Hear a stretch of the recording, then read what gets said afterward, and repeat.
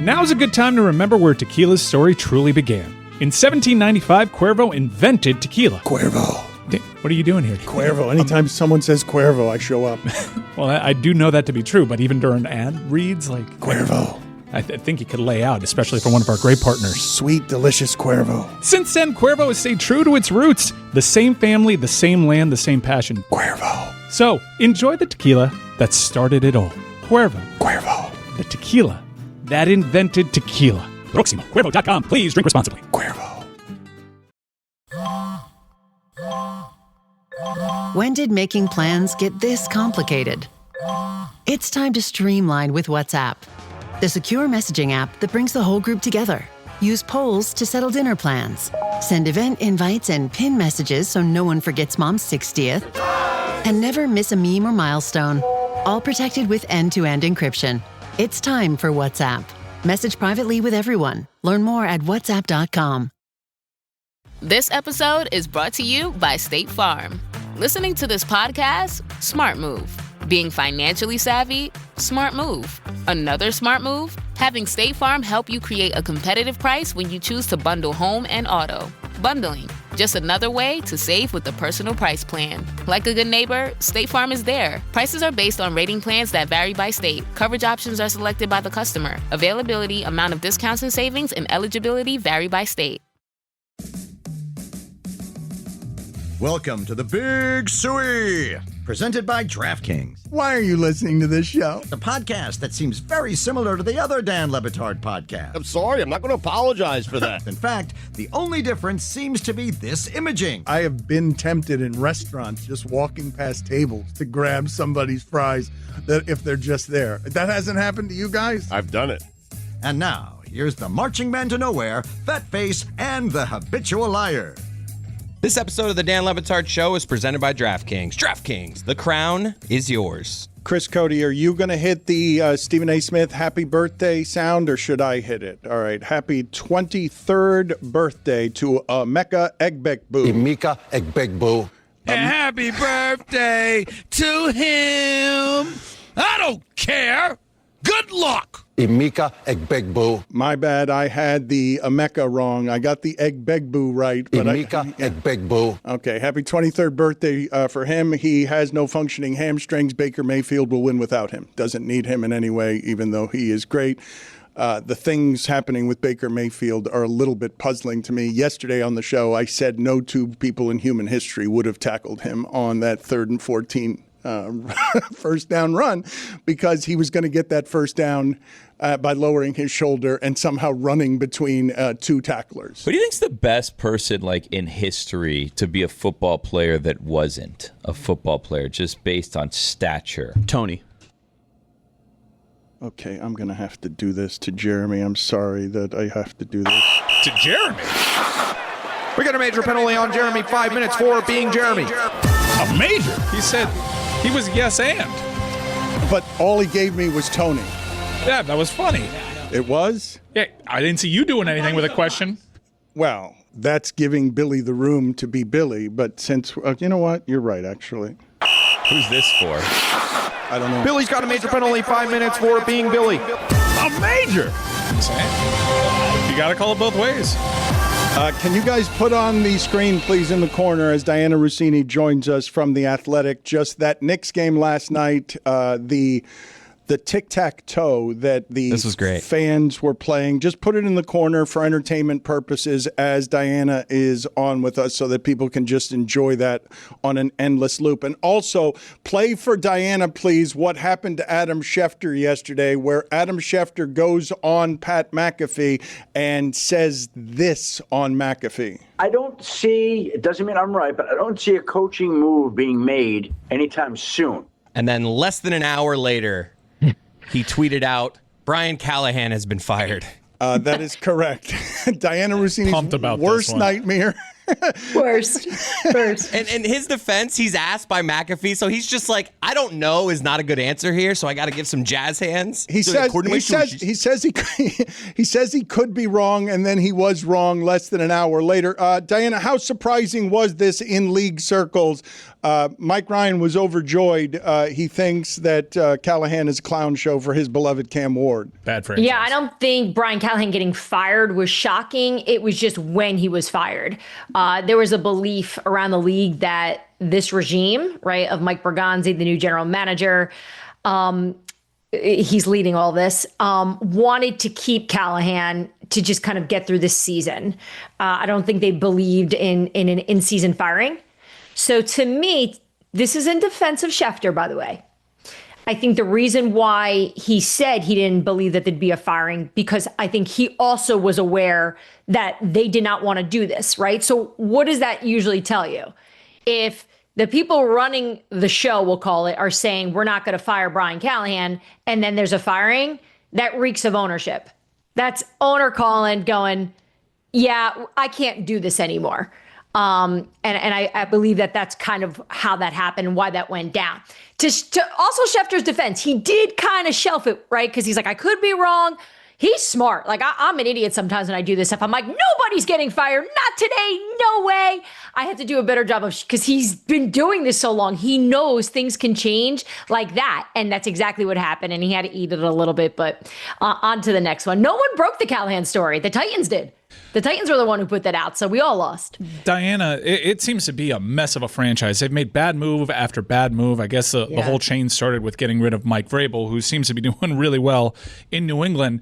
There is a very weird ascension of Chad Brinker over there. I think he was brought in by Rand Carthon and then became Rand Carthon's boss and then pushed him out. We're running out of people to point the finger at for Chad. How safe is he? I know. It's a good point, right? Because let's go back even 2 more regimes, right? Mike Mularkey was fired after winning a playoff game, right? So he gets fired. John Robinson's the general manager. He hires Mike Vrabel. They trade A.J. Brown. They go to Philadelphia. A.J. Brown lights them up. Philadelphia fans are screaming at their owner. They fire John Robinson the next week. They get through a few more. They get through that season. The next season they bring on Rand Carthon. Mike Vrabel tells the owner he's not ready. I like him. Let's just make him an assistant. He's just not ready to be a GM. Owner says, great, not trusting what you have to say because I want to pick who the general manager is. I don't want you having all the power. Well, she picks Rand Carthon.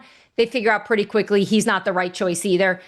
Either way, it's Vrabel that gets the boot. So then Vrabel leaves, takes a year off, hangs out with the Browns for a little bit. Now he's obviously in New England having some early success, and we'll see how this thing transcends. And then they wind up firing Rand Carthon.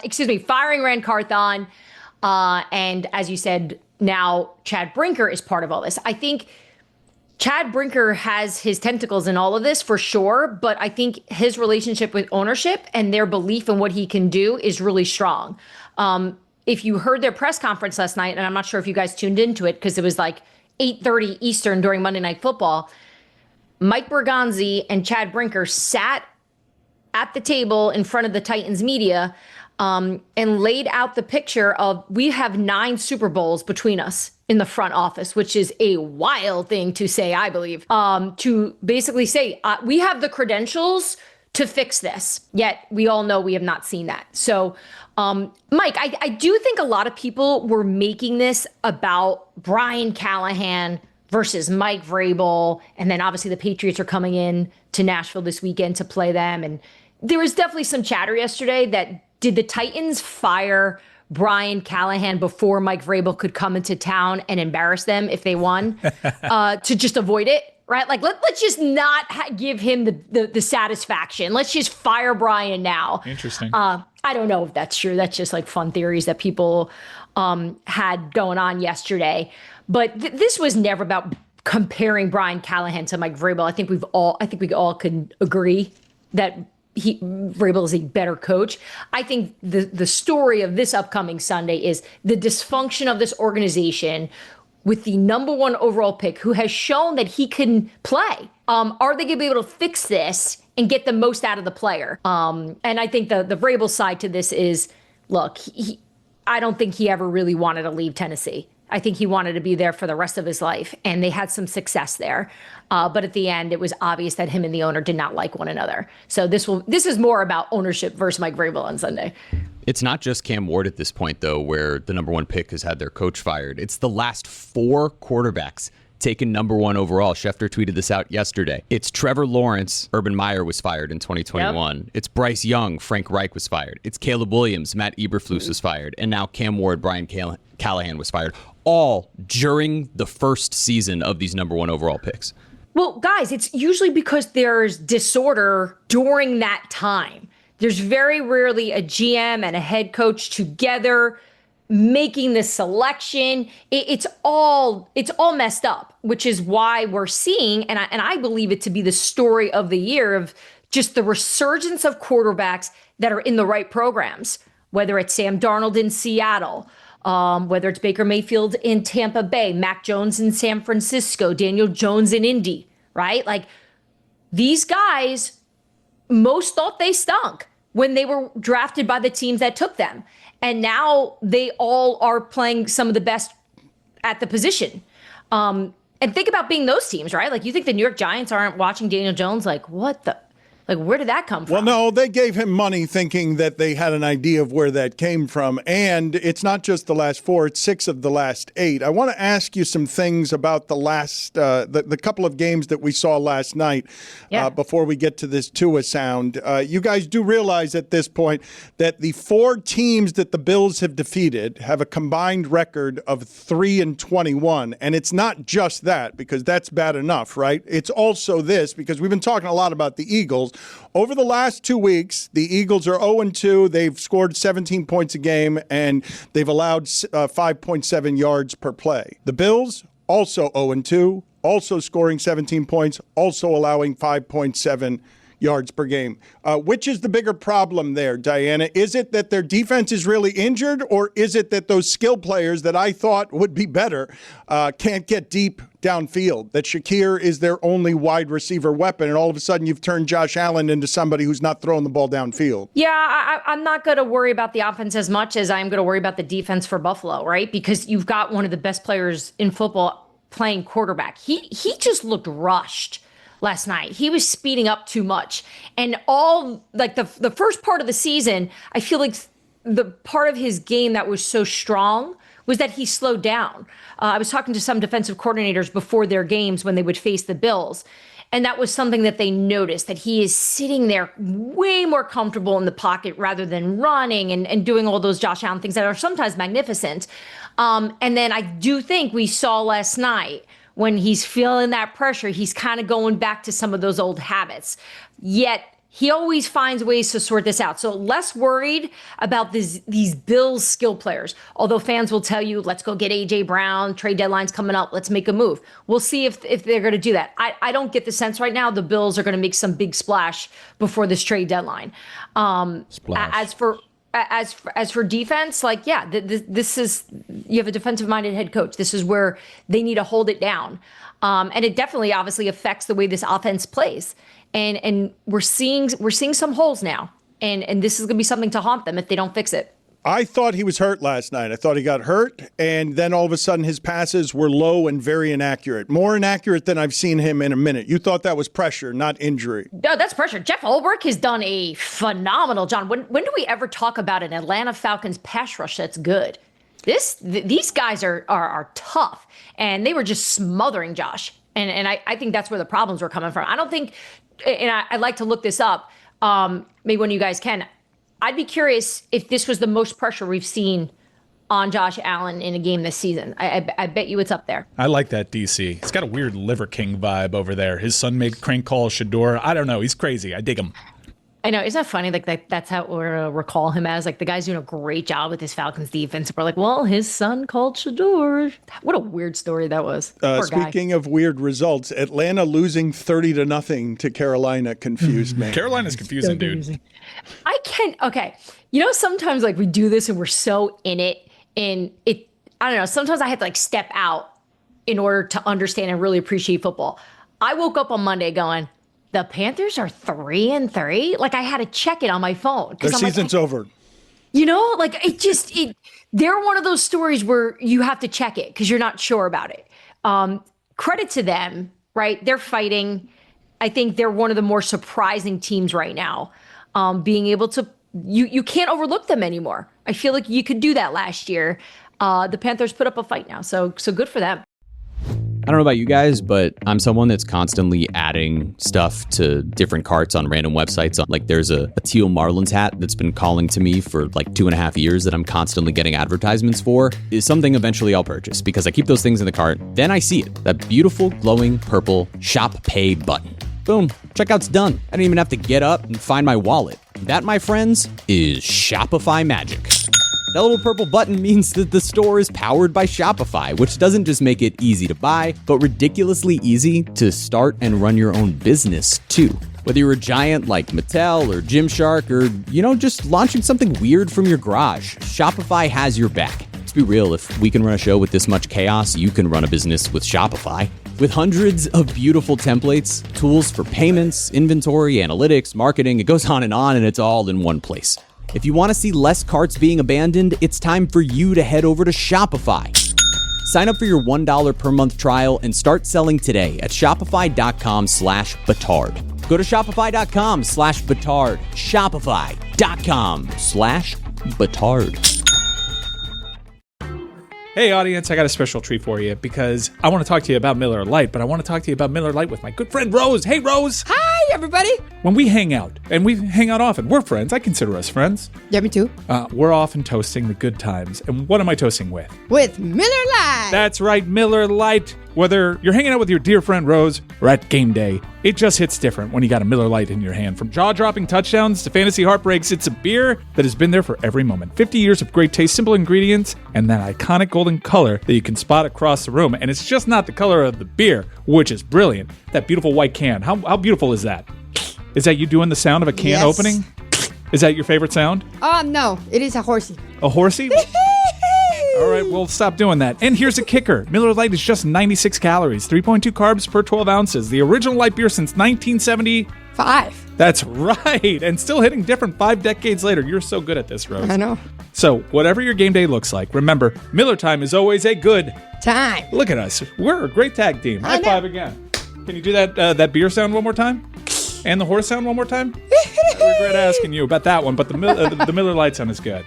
Miller Lite. Great taste, 96 calories. Go to MillerLite.com/Dan to find delivery options near you, or you can pick up some Miller Lite pretty much anywhere they sell beer. It's Miller time. Celebrate responsibly. Miller Brewing Company, Milwaukee, Wisconsin. 96 calories and 3.2 carbs per 12 ounces. No, it says. Oh, it says. What does Zyn give you? Not just smoke-free nicotine satisfaction, but real freedom.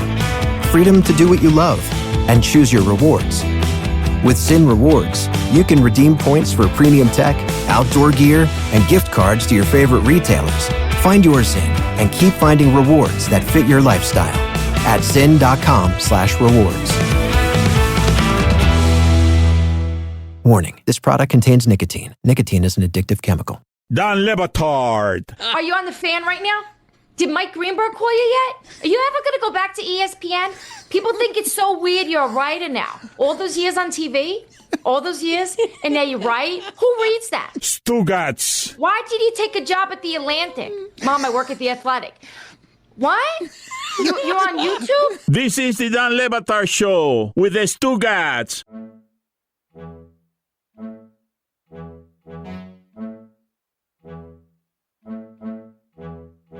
To Diana's point, incidentally, Josh Allen was pressured 56% of the dropbacks last night. So that's the most since 2021. And they were getting pressure it wasn't with blitzes. Like they were getting pressure with their front four. Correct. Yeah. Yeah, you can see it too. All right, yeah, so that worked out statistically. Sometimes it doesn't, but that makes a lot of sense. But right now, look, there's so much parity in football, and it, like, even right now I'm thinking about, like, who are the best teams? You know, like we did this last time we were together, guys, and we were talking about the Colts and we were talking about the Bucs, and they're the 2 5-1 teams left, right? But who's the third then? Is it Detroit?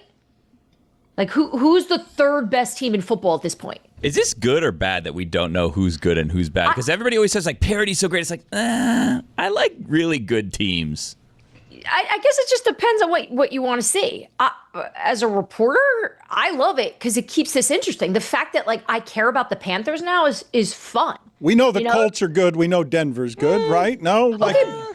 Well, yeah, no, Billy, I'm with you. It's like, like Bo Nix kind of stunk against the Jets. And look, a lot of the Denver mistakes were self-inflicted. And you look at what this Jets team was doing, and it's like, how did they not just blow them out?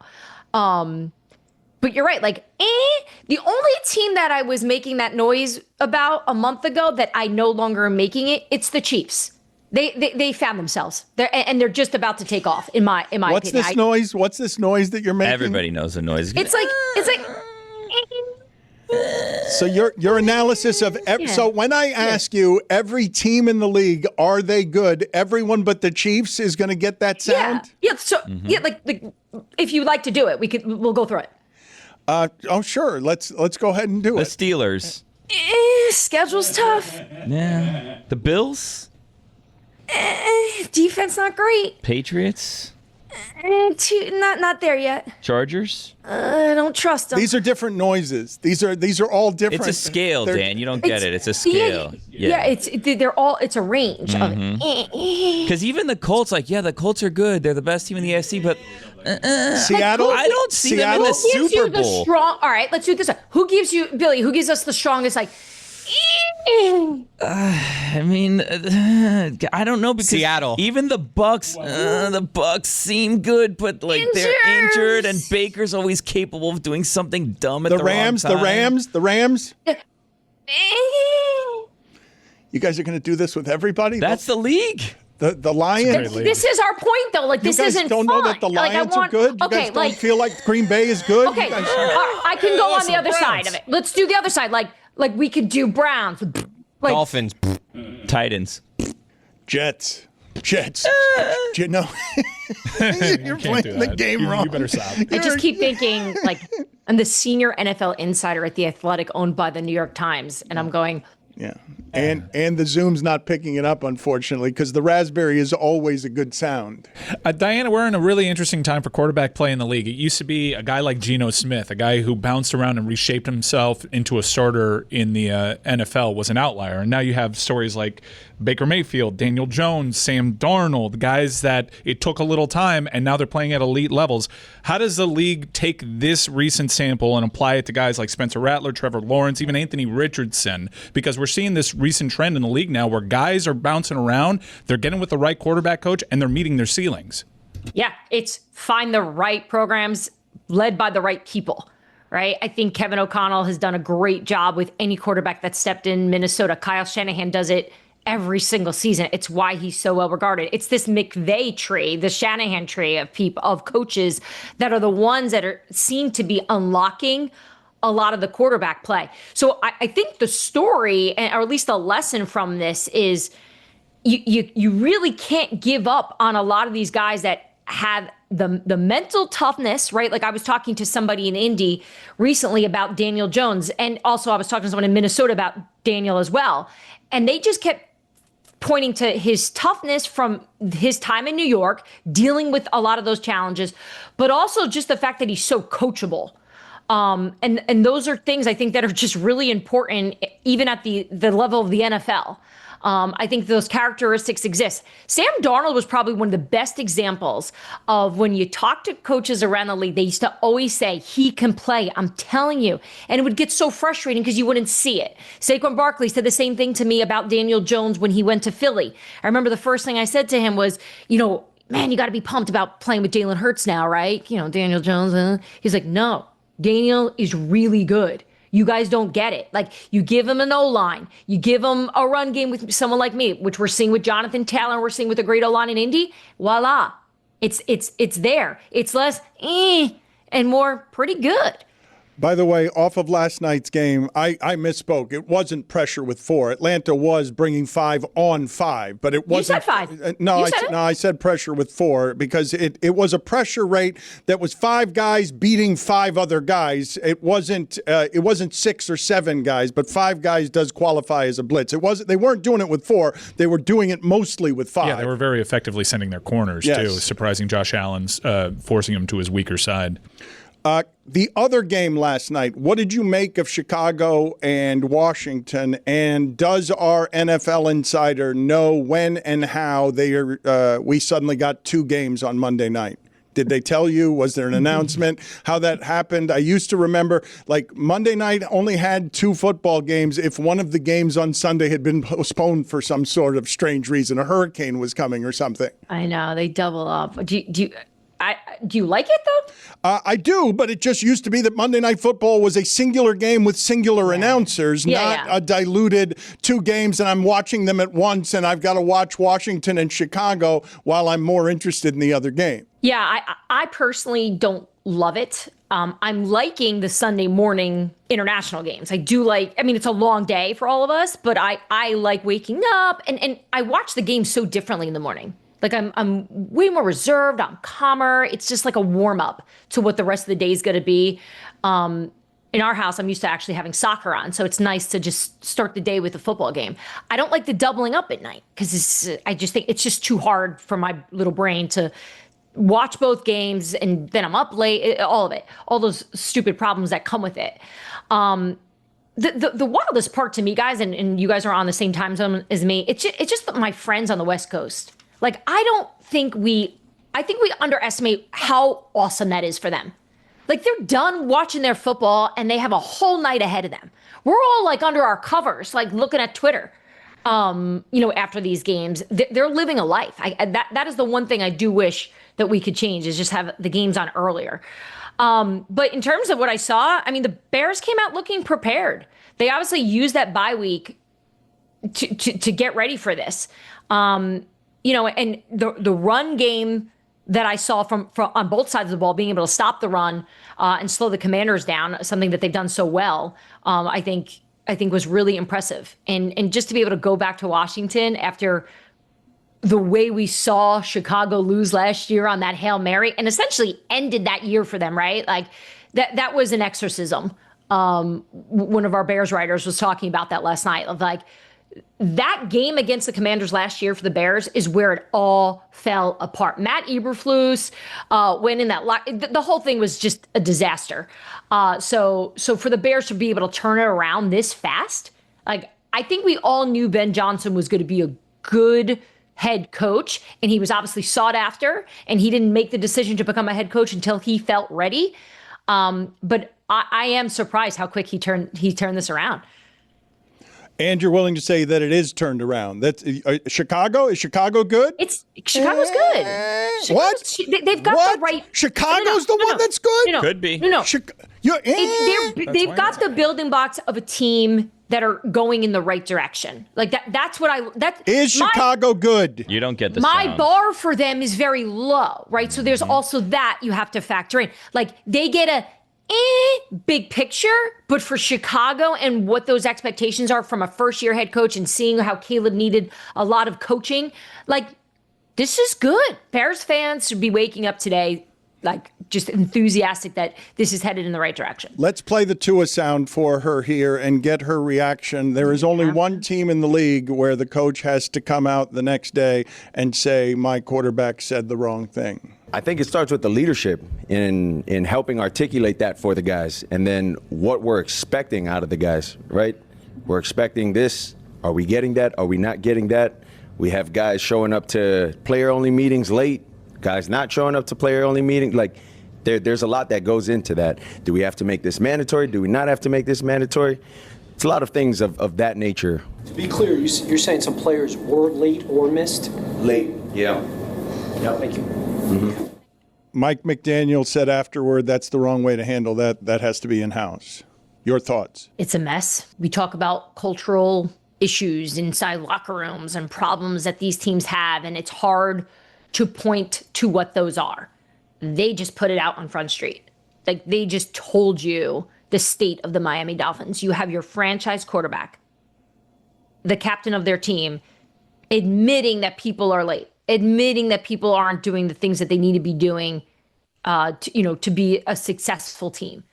And I know their head coach came out and protected him a bit, I think, despite the fact that his quarterback is taking shots at him. Look, the most common question I get around football right now is when is this going to be over, right? Like, I think everyone's just watching the Dolphins and waiting to see when Stephen Ross goes, okay, enough. This is never going to turn around, which is unfortunate because I do think at times they had potential. But this has now become what it looks like from the outside, the quarterback going up against the head coach. And that's not going to work. You ever try to name all your financial accounts and their balances, 401ks, investments, properties? I can barely remember what I had for lunch, let alone all that stuff. That's why I started using Monarch Money. It's an all-in-one finance tool that pulls everything together, your accounts, budgets, goals, into one clean dashboard on your phone or laptop. And let me tell you, it was a wake-up call. I found a 401k from some job I forgot existed, and it wasn't some small change. Ended up being a nice little chunk of change there for the boy. I realized that I had cash just sitting there, doing nothing in my investments. Not as smart as I thought it was. Monarch makes all that obvious and actually feels doable. No spreadsheets, no hopping between apps, just a real clear view of my money. You can even share with your partner or financial advisor. No more wait. Let's see how much we spent on that coffee or that takeout. Monarch puts everything on the table, literally. Don't let financial opportunities slip through the cracks. Use code DAN at monarchmoney.com in your browser for half off your first year. That's 50% off your first year at monarchmoney.com with code DAN. Every October, my pets get just as excited as the rest of the family, which sounds cute until you realize that means I need costumes that actually fit. Toys don't fall apart instantly, and treats they won't just sniff and walk away from. Luckily, Chewy has it all. Fast delivery, great deals, everything in one place. Dopey's happy, Izzy's happy. I look like I know what I'm doing. They've got food, treats, toys, even flea meds, all shipped to my door in a day or two. And if I have questions like which flea treatment's best, or if my dogs can actually pull off a taco costume, someone at Chewy's there 24/7. Plus, with a 100% satisfaction guarantee, I can return anything within a year. Finding costumes for bigger dogs is usually impossible, but Chewy has sizes for everyone. This Halloween, make your pets be part of the celebration. Shop costumes, toys, and treats with Chewy. Go to chewpanions.chewy.com/Le Batard Show to get $20 off your first order. That's chewpanions.chewy.com/Le Batard Show to get $20 off your first order. chewpanions.chewy.com/Le Batard Show. Folks, fuel your game day with the unbeatable crunch of Hampton Farms, the official peanut of bowl season. Perfect for sharing with friends, tailgating outside the stadium, or cheering from the couch. Grab a bag from the produce aisle of your local grocery store and savor the game one peanut at a time. Let's get nutty. Dan Le Batard. Daddy says you're doing a live show on the draft. Is it Channel 7? Stugotz. Those girls on Eyewitness News, they look good. They're mothers. They look good, though. This is the Dan Le Batard Show with the Stugotz.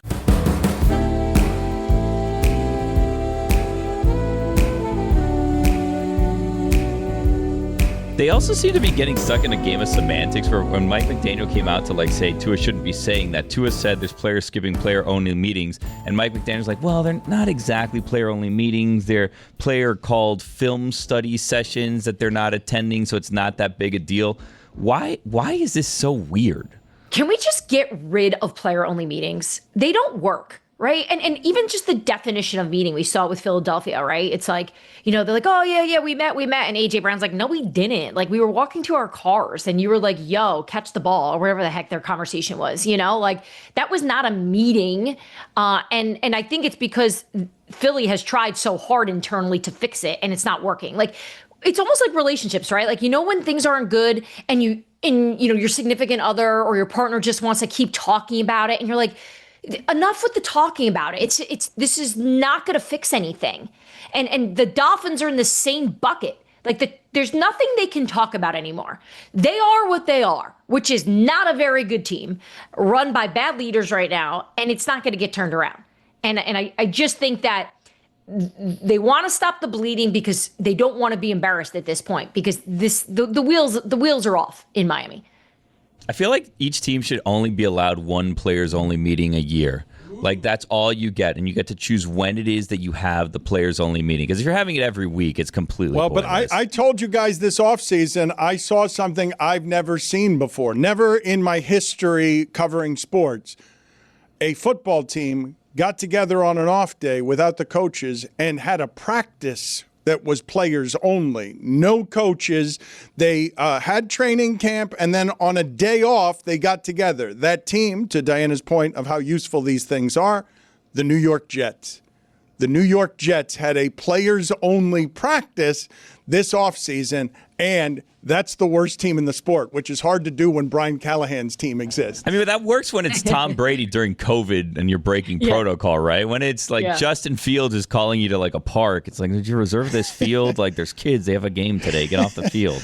Diana, turf, is it grass? Before we let you go here, can you tell me any coffee shop updates that you have? You're having to do a lot of work at the coffee shop. I don't know if you're treating the coffee shop the way that Billy treats the bathroom, as a good place to read to get away from his family. Yes, Billy, I'm in the same camp as you. I write on deadline on Fridays. So I always just go to this one great coffee shop. Like, it's cozy. They keep the heat on. It's warm. And I'd say like week 1 or 2, they realized that I was a writer because I was sitting there on the computer. And I mentioned I'm a sports writer. And they just keep sending out fresh cups of coffee. They used to give me plastic cups, then they started giving me a mug. One time I took a call, I came back, there was a pastry next to my computer. They never charged me. So this is like my spot. It's like my own little home on Fridays. And so this past Friday, I think it was the owner, they're Turkish. And he said, I want to reach you. He said, where can I reach you? And I said, oh, The Athletic. And so he pulls out the app and he's going to the soccer page.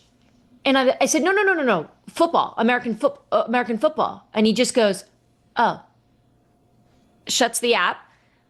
No more free coffee. Oh, no. No more goods. No more muffins. No more warmed up banana bread. I realized that I should have just stuck with it. I should have just been like, yeah, I do a little soccer, I dabble there. So I got to find a new coffee shop. So no longer welcome. So sorry. That's terrible. What a terrible ending to this segment. They brought you a free pastry, and now it's gone because you were doing the wrong football. She's the senior NFL insider for the wrong football on The Athletic and the host of the Scoop City podcast that talks about the wrong football. Thank you, Diana. Good seeing you. Always nice seeing you. We will talk to you next week. Bye, guys. See you next week. I am told we have an update from Nick Wright, Nick Wright's poker game. Roy, you missed out on all of this. You were not going to be part of the $5,000 that Nick Wright will or won't give the shipping container. God damn it. We're going to find out together whether or not you guys, what's your level of enthusiasm? Billy, what do you think's going to happen here? He had a giant poker game with high stakes people. He didn't even want to tell his wife about it because there are billionaires involved. It's a game above his head, and this is a man who puts $5,000 aside as one of his bets during the week because he's a big-time gambler. What do you think's going to happen here? I don't know. I mean, he seems to have a lot of disposable income, though, yesterday he told us. And if you didn't hear yesterday, what he told us yesterday was in this poker game, if he won big, the $5,000 that Dan owes him, he would give to the shipping container. Yeah. And if he lost, he was going to need that money from Dan, and the shipping container would get nothing. It was specifically going to be split, by the way, just so we can clarify this, not Tony. Yeah. Juju, Greg, I think we were sort of including. Yeah, he was maybe. The four of us back here, Lewis, Billy, Mike, and me. Possibly Lewis, Sorry, no mentioned him. I did reach out to Nick after the show, trying to actively cut Tony out from the pot. Nick allowed him to be in the pot. So tell me what the cuts are going to be and what are you expecting here? Does anyone know what the result is? Because he has sent a video. Do you guys know what the result is and how many ways is $5,000 going to be split if he won last time? I think we should hear from Nick first and see if we're getting money. Like 0 ways. Well, but I expect a lot of talk and no action from Nick Wright. Okay, so but just to be clear, Mike, since you texted him after the show, it would be split how many ways? Because I didn't know. We didn't get that far. Yeah. Everything was dependent on him winning playing a big time. And then poker game Juju anyways. came in the post game, and we said Juju's in too. So it's very confusing. So it's like seven of us, I think. I don't know why you're including my dad. I think it's 6 of us. I think it's Greg was in. the 4 of us, excluding Roy. Sorry, you weren't here. He said shipping container though, and then Juju was part of it, and Lewis. I'm good letting Roy have a part of my cut. Okay, so Roy's in now too. Yeah, that does make sense. Hold on. appreciate This is you. like Thank the you. classic. You go to a restaurant situation and you start splitting checks. You said Roy can have a part of your cut. Yeah, I'll but pay for Roy. then it has to be because like this is what happens. You go to a restaurant. What'd you order, And then Roy? couples throw in one card, and then the single people throw in one card, right. and then you realize, oh, the couple. Each person's actually paying half as much as the single person who's putting in a card. You didn't so have we need wine. to set this down and get everything. Well, first let's see if we won anything. I This could all had be none all of the for naught. appetizer. Yeah. So Juju, as I recall, had nothing to do with this bet. You guys are now divvying money up that isn't yours yet and was never yours to divvy up. I asked Nick Wright to send a video of how he did and who he's giving the money to. You guys don't get to decide who gets the money. I was just curious how it is you'd already divvied it up, so I wanted to see who would get mad at whom. Nick definitely said in yesterday, you guys divvy it up how you see fit. Yeah, that's true. That was definitely Well, said. but I asked him to send a video to tell us an update, and I see that this is about what it would look like if he were leaving a billionaire's party, walking down the street, being Nick Wright. So at 2 o'clock in the morning, after complaining that I text him at 2 o'clock in the morning, he sent this. What up, Le Batard crew? Promised you guys an update. This is what I call a good news, bad news situation. Good news. I've definitely got a seat in that game whenever I want it. Runs about once a month. As I said going into it, huge favorite. Moving forward, that is. Bad news. I lost. How much did I lose? You know, no way to tell. Except, there's a way to tell. But enough that my chest is a little tight right now. Not from the cigarette. Double bad news for the shipping container. I really wanted you guys to have that $5,000. But I'm gonna need it. It actually would probably be helpful for me if I can just have Dan send it directly to a soon creditor, but that's between Dan and I. You can use this however you see fit. Sorry I let you down, guys. Talk to you guys soon. You didn't let us down because I love the visuals of walking through New York City and seeing somebody who I could identify as either a vampire or a werewolf. Like that person. Yeah, that would be terrifying. There's a vampire He could be smoking both. a I'm with you. cigarette. Which does he look like? He's a more lichen, there? no doubt. If he turned into a werewolf right there when saying his chest tightened at the idea of me trying to figure out how to Venmo him a white Corvette, if he turned into what would be more likely? Put that picture up on Twitter at Le Batard Show and just ask the question: what is this walking through the streets of New York City at 2 a.m.? Is it a vampire or is it eyeballs? Or even. is it a werewolf? What is? Is it? They're black like a doll's eyes. He was also doing circles, if you notice. The same buildings kept going from side to side. That's New York. He does not have any white in his eyes. There is a lack of soul there that comes from losing to billionaires in a game where you're over your head, but you're playing the long game. He thinks he's got a table full of suckers, but they're billionaires and he's not. And they leave with his money, but he's got the edge, and he also hasn't his figured blood. Out. I saw actually the other day, I don't know if you guys could find this for me, but I saw on YouTube, I saw a picture or a video of Phil Hellmuth, and it said Hellmuth, I think, flips quads. And right next to him is a defeated Nick Wright. Like just playing in games he shouldn't be in, playing in games over his head, but he is a good gambler. Except he wasn't when it came time to not let you guys down and then walk through the streets totally broken with no white in his eyes. Because those eyes were black. And moments after he turned off his camera, his hands turned to paws. Like that. It seems obvious to me from that angle, but I'm afraid of him because Dominique Foxworth has proclaimed that the Chiefs are indeed back. He definitely ran through Central Park like James Spader and Wolf. Did you pay him? I did, yes. Okay, and the car thing, is that still up in the air? We kind of closed that loop. I'd like to still find the car, and I'd like to still figure out what to do with the car, but he needs the money, so I paid him. Quick question about James Spader and Wolf. Why was Jack Nicholson all feral, but James Spader could talk intellectually? He was like the smart gremlin when it came to werewolves. I don't know if you guys saw Weapons or not, but the movie Weapons, when Nick Wright lost here with his cigarette, put out his cigarette, he then absolutely ran through the park with his arms spread wide and then turned into some sort of creature. Is there a third creature? Should I put on the poll werewolf, vampire, loser? Like what does he most look like walking through the streets at 2 a.m.? I would not get near that. If I were, I'd walk to the other side of the street if that were walking toward me with black eyes. Yeah, real Rasputin vibe. Do we have any other characters that we can go to that would be better? Because I think werewolf is better than vampire. As I approach, like this dude's like a disavowed oligarch, werewolf, vampire.